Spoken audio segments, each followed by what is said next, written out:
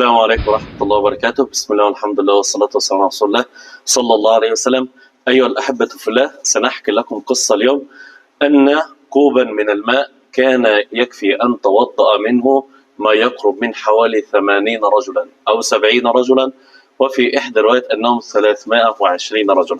ما قصة هذا الإناء الصغير الذي كان يكفي لوضوء أكثر من 70 رجلا؟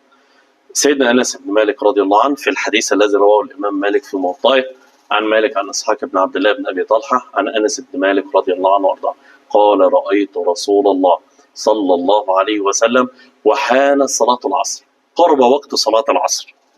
فالتمس الناس الوضوء يريدون الماء الذي يتوضؤون به، لم يجدوا أي ماء بعد أذان العصر، ماشي، لم يجد الناس ماء يتوضؤون به، فالتمس الناس الوضوء، بدأوا يبحثون عن ماء يتوضؤون به، فأتي رسول الله صلى الله عليه وسلم بوضوء في إناء،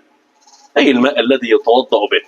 في إحدى الروايات إن النبي صلى الله عليه وسلم من صغر الإناء أنه ما وضع فيه يده كاملا صلى الله عليه وسلم، فوضع رسول الله صلى الله عليه وسلم في ذلك الإناء يده عليه الصلاة والسلام. قال أنس رضي الله عنه: فتوضأ القوم عن آخرهم. تصور 70 رجلا كانوا في موضع بسوق المدينة لم يجدوا ماء، النبي صلى الله عليه وسلم أتي بقدح إناء صغير فيه ماء، في إحدى الروايات أنه لم يكفي أساسا أن يضع النبي صلى الله عليه وسلم في يده، ومع ذلك لما وضع رسول الله صلى الله عليه وسلم فيه يده توضأ القوم كما يقول أنس عند آخره. قال أنس بن مالك رضي الله عنه وأرضاه: فرأيت الماء ينبع من تحت أصابع النبي صلى الله عليه وسلم. أرأيتم لقدرة القدير جل جلاله، أرأيتم لكرم الكريم سبحانه وتعالى أن الماء الله عز وجل يخلقه من تحت أصابع النبي صلى الله عليه وسلم، والإناء الصغير ظل أساسا كده الماء ينبع من تحت أصابع النبي صلى الله عليه وسلم حتى توضأ الصحابة كلهم عن آخرهم.